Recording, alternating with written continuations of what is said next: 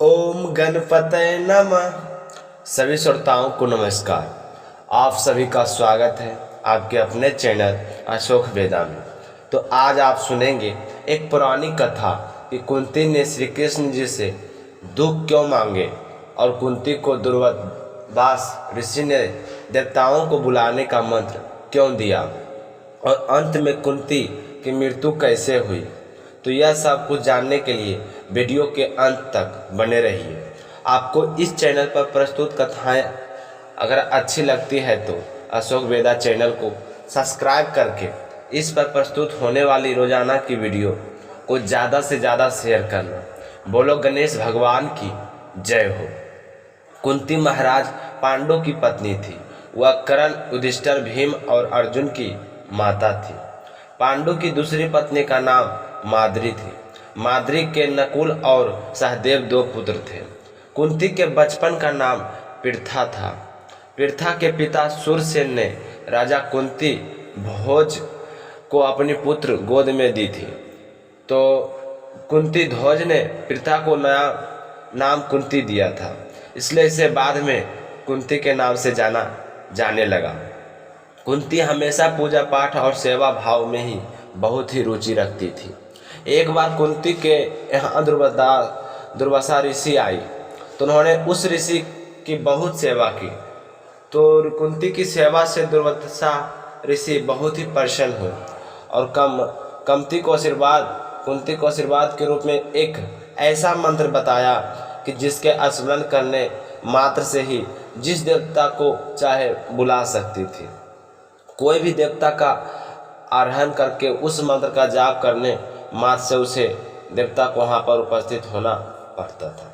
यह मंत्र संतान प्राप्ति के लिए था और पंथी उस समय नादान थी, इसलिए वह सही गलत के बारे में जानती नहीं थी। तो उसने एक दिन सोचा कि दुर्वासा ऋषि ने मुझे मंत्र दिया है, उसे पढ़ कर तो देखूं। तो उसने मन ही मन सूर्यदेव का आराधन किया और उस मंत्र का जाप करने लगी। तो सूर्यदेव कुंती के सामने प्रकट हो गई और प्रकट होकर उन्होंने कुंती को एक पुत्र वरदान दिया। तो कुंती को अविवाहित थी, उस पुत्र को देखकर उसे बहुत ही डर लगा। उसने सोचा कि जब लोगों को इसके बारे में पता चलेगा तो मैं उन्हें क्या जवाब दूंगी। तो समाज के डर से कुंती ने उसे नादान बालक को एक टोकरी में बैठाकर नदी में बहा दिया। कुंती का यही पुत्र बाद में कर्ण के नाम से प्रसिद्ध हुआ। उसके बाद कुंती का विवाह हस्तिनापुर के राजा पांडु से हो गया और कुछ समय बाद पांडु ने माद्री नाम का एक राजकुमारी से विवाह कर लिया। परंतु पांडु को एक ऋषि का श्राप था कि अगर वह किसी भी स्त्री से शारीरिक संबंध बनाएंगे तो उनकी मृत्यु हो जाएगी। तो इसी श्राप की वजह से पांडु कुंती और माद से संबंध नहीं बना सकते थे, क्योंकि कहा जाता है कि एक समय पांडु जंगल में एक हिरण के अंदेशे में तीर चलाया जो एक ऋषि को जाकर लग गया। वह ऋषि उस समय अपनी पत्नी के साथ था। तो उस ऋषि ने मरते मरते समय पांडु को श्राप दिया कि जिस तरह तुमने हम दोनों को वियोग किया, ठीक उसी तरह तुम्हारा वियोग भी इसी तरह होगा।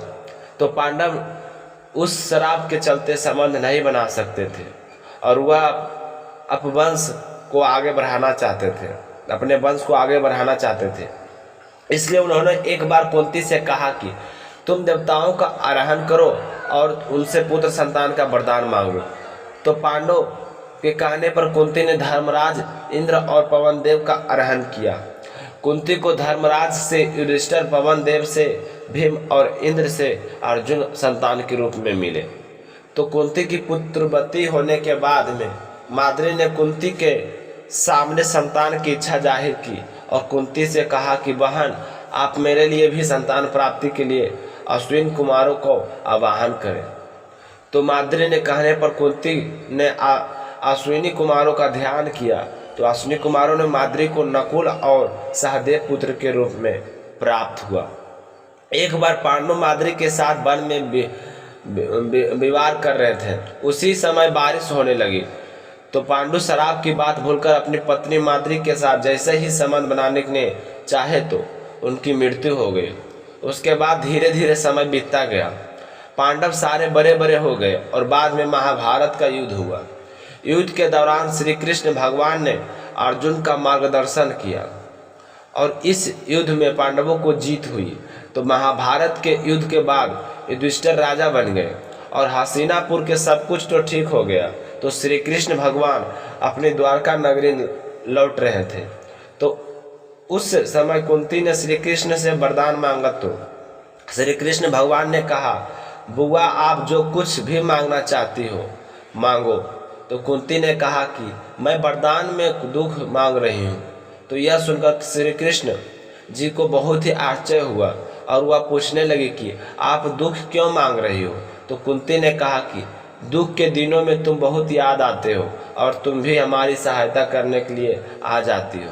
अगर सुख के दिन रहेंगे तो ना तो मैं तुम्हें याद कर पाऊंगी और ना ही तुम आओगे, क्योंकि जब मेरे जीवन में दुख आती है तब मैं सिर्फ तुम्हें ही याद करती हूँ और तुम मेरी मदद करने के लिए उसी समय चली आती हो।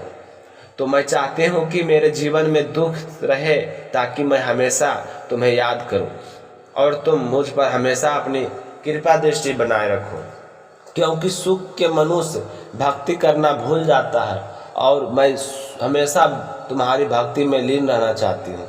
तो श्री कृष्ण भगवान ने कुंती के कहे अनुसार उन्हें वरदान देकर वहाँ से विदाई ली और अपनी द्वारका नगरी चली गई। इसके बाद रात राष्ट्र में गद्धारी भी पांडवों के साथ में रहने लगे।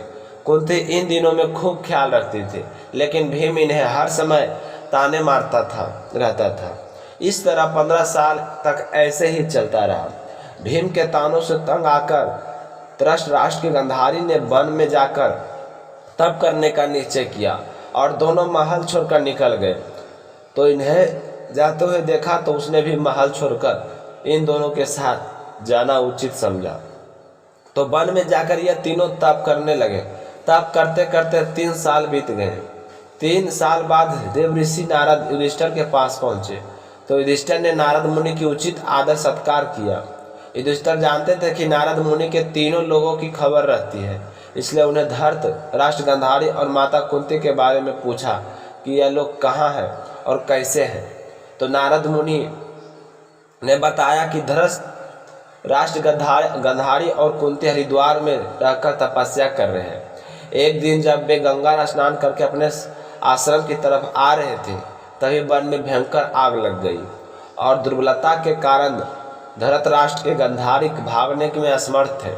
तो कुंती भी उन्हें बचाने का प्रयास में लग रही थी और उन्हें अकेला छोड़कर नहीं गई और आग से बचाना मुश्किल था, इसलिए उन तीनों ने उसी आग में प्राण त्यागने का विचार किया और वहीं एकाग्रचित्त होकर बैठ गए। तो इसी तरह धृतराष्ट्र, गांधारी और कुंती की मृत्यु हो गई। तो इनकी मौत का समाचार सुनकर पांडवों के महल में शोक फैल गया। सारे के सारे दुखी थे। तब देव ऋषि नारद ने सभी को धीरज बढ़ाया और कहा कि विधि पूर्वक तीनों श्रद्धा कर्म करो, वरना उनको मोक्ष नहीं मिलेगी। तो कहे अनुसार युधिष्ठिर ने विधि पूर्वक सभी का श्राद्ध कर्म करवाया और दान दक्षिणा देकर उनकी आत्मा की शांति के लिए कामना की। तो इसी तरह कुंती की मृत्यु आग में जलने से हुई थी। तो आज की कथा आपको कैसा लगा कमेंट करके ज़रूर बताना। आप सभी को बहुत बहुत धन्यवाद।